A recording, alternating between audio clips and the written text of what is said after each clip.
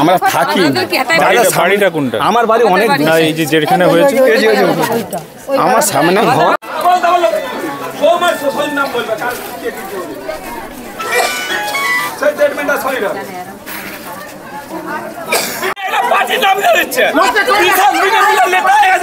আপনাদের লজ্জা করেন, একটা মার্ডার হয়ে গেছে সেটা নিয়ে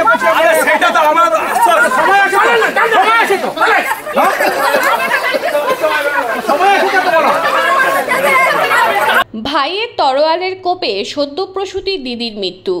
বাপের বাড়িতে বাচ্চা হতে এসে আর স্বামীর ঘরে ফেরা হলো না সদ্যপ্রসূতি মা কৃষ্ণার। নিজের ভাইয়ের তলোয়ারের একের পর এক পিছন থেকে কোপ। দিদির মাথা পিঠ ক্ষত বিক্ষত, রইল পড়ে তার 1 মাসের একরত্তি কন্যা সন্তান। জানল না কেন তাকে মায়ের দুধ থেকে বঞ্চিত হতে হলো, কেনই বা তার মা চিরতরে হারিয়ে গেল। বাপের বাড়ি দাসপুর থানার কল্যাণপুর আড়িপাড়ায় বাচ্চা হতে এসেছিলেন বছর 27-এর কৃষ্ণা লেবু। 1 মাস আগে একটি কন্যা সন্তানের জন্ম দেন তিনি। বাপের বাড়িতে কিছুদিন কাটিয়ে শ্বশুর বাড়ি ফিরবেন তেমনটাই কথা ছিল। কৃষ্ণার বাপের বাড়িতে বাবা সুকুমার বধূক, মা চম্পা বধূক ছাড়াও ছিল বছর 22-এর ভাই লক্ষ্মীকান্ত বধূক। আজ দুপুরে টিভি দেখছিলেন কৃষ্ণা। সেই সময় পিছন থেকে একটি ধারালো তলোয়ার দিয়ে দিদির পিছনে মাথায় একের পর এক আঘাত করে ভাই লক্ষ্মীকান্ত। সঙ্গে সঙ্গেই সব শেষ। রক্তের প্রবল ধারায় ভেসে যায় ঘরের মেঝে। ঘটনার বীভৎসতা চোখে দেখা বা ভাষায় প্রকাশ করা যায় না। পাড়া প্রতিবেশীরা ওই বাড়ির বাইরে থেকে তালা মেরে খবর দেয় দাসপুর থানার পুলিশে। এসডিপিও অনিমেষ সিংহ রায় বিশাল পুলিশ বাহিনী নিয়ে ঘটনাস্থলে যান। বাবা ও ছেলে দুজনকেই থানায় নিয়ে যাওয়া হয়েছে। এদিকে মা চম্পা দেবীর অভিযোগ, তার স্বামী সুকুমার ওই তলোয়ার অনেকদিন আগেই কিনে রেখেছিলেন তাকে খুন করার জন্য। এর বেশি আর কিছুই জানা যায়নি। কী কারণে দিদিকে ঠান্ডা মাথায় খুন করল লক্ষ্মীকান্ত সেটাও জানা যায়নি। তবে সব থেকে যেটা হৃদয় বিদারক তা হলো ক্ষীণ গলায় একরত্তির কান্না। সব বিষাদকে ছাপিয়ে ওই একরত্তির কান্নায় চোখে জল আটকাতে পারছে না অনেকেই। সৌমেন মিশ্রের রিপোর্ট। সংবাদ পাঠে আমি সৌমিনাথ দত্ত, স্থানীয় সংবাদ।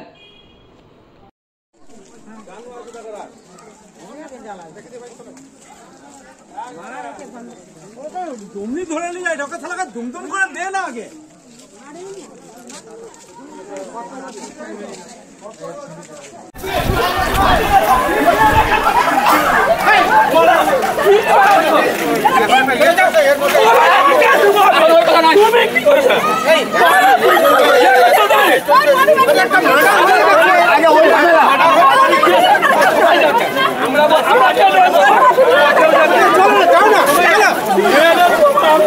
কি হয়েছে ঘটনাটা একটু বলুন তো, কেন এরকম হলো? ওর বাবা ঝগড়া করে সব দিন গো, ঝগড়া করে বেটাই মারতে যায়।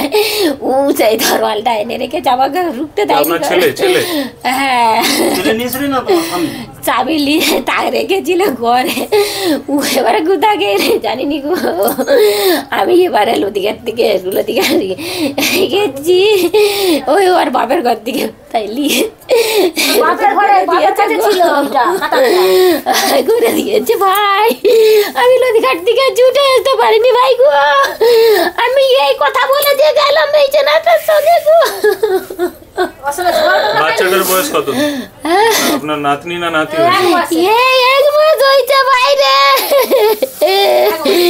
এই যে 1 মাস হয়েছে ভাই। আমি এই যে কদিনই লিয়েছি গো। রে বাবরে, আমি কোথায় হারিয়েছি গো, আমি কোথায় হারালাম আমার মাকে গো। মা গো, আপনার স্বামীর নাম কি? সুকুমার বধূ গো। সারা জীবন জ্বালাচ্ছে ভাই, সারা জীবন আমাকে মেরে দিবে, কেটে দিবে। ওই রকম কি এনেছিল, ছুরি নাকি?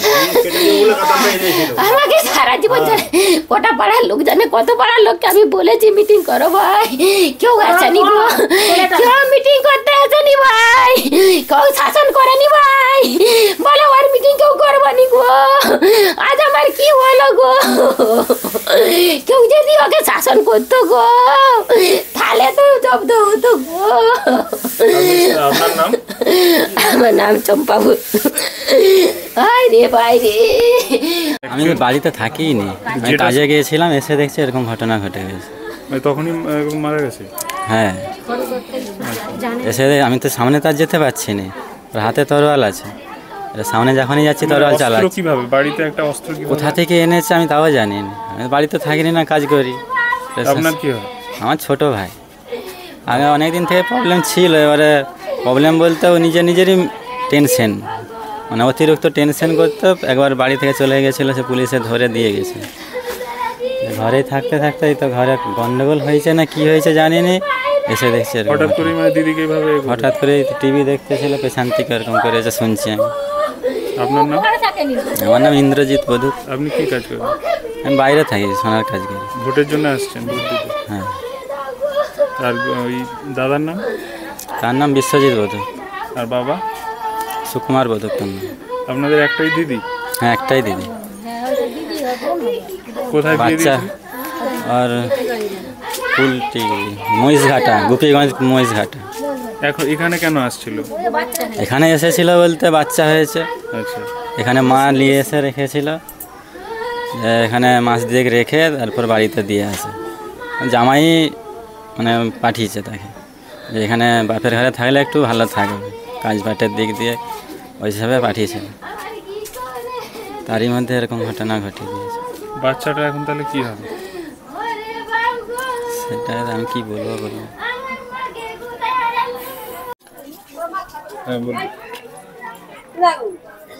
আজকে যে ঘটনাটা ঘটেছে, সুকুমার বধূকের ছেলে, তার হচ্ছে ছোট ছেলে, তার দিদিকে, নিজের দিদিকে কোপ দিয়ে মেরেছে। কিসের কোপ? হচ্ছে ওই বড় একটা তরোয়ালের কোপ দিয়েছে।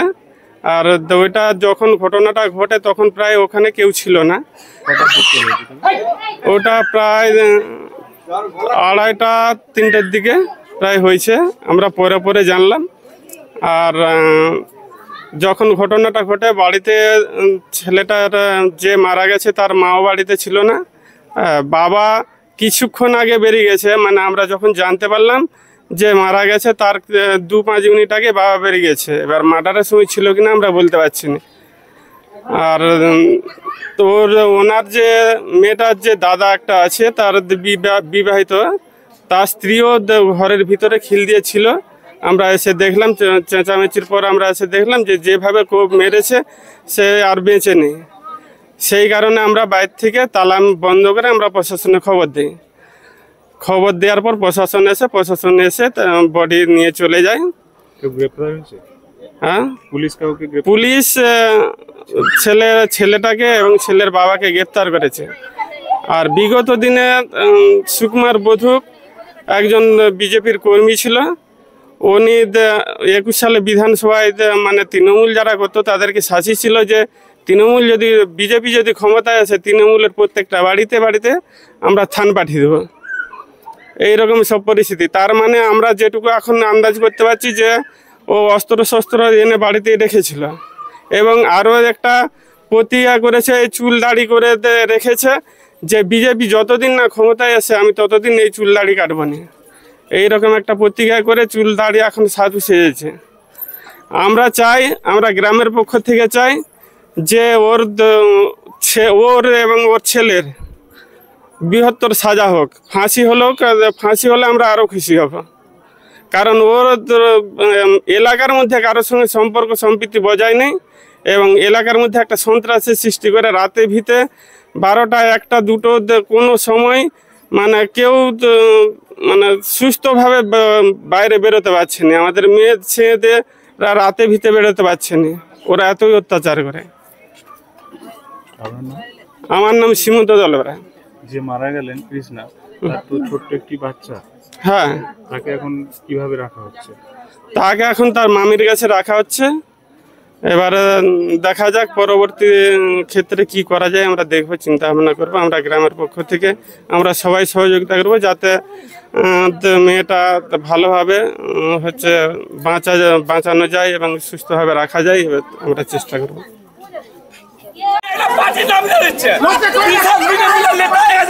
আপনাদের লজ্জা করে না, একটা মার্ডার হয়ে গেছে সেটা নিয়ে সেটা তো আমার সময় আছে, সময় আছে তো,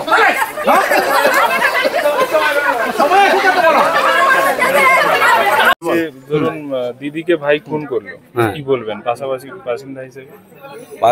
বাসিন্দা হিসেবে আমরা বলতে চাই যে এই ঘটনা খুবই নিন্দনীয়, ন্যাক্কারজনক এবং সমাজে এর মানে প্রতিক্রিয়া অন্যরকম। অতএব এই দোষীর দৃষ্টান্তমূলক শাস্তি হোক, নজিরবিহীন শাস্তি হোক। জানা যাচ্ছে যে ওর বাবা যে সুকুমার, সে নাকি যথেষ্ট দাপট ছিল। এটা এটা হয়তো এখানে স্থানীয় মানুষজন বলতে পারবে, আমি পাশের গ্রামের বাসিন্দা।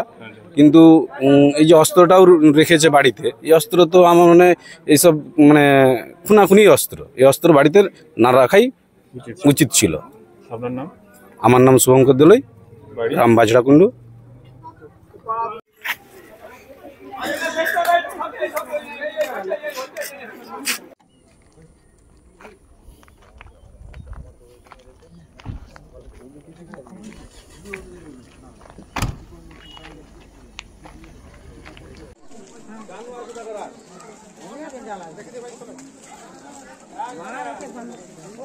দুমনি ধরে নিয়ে যায়, ঢোকা থালাকে দুমদুম করে দে না আগে।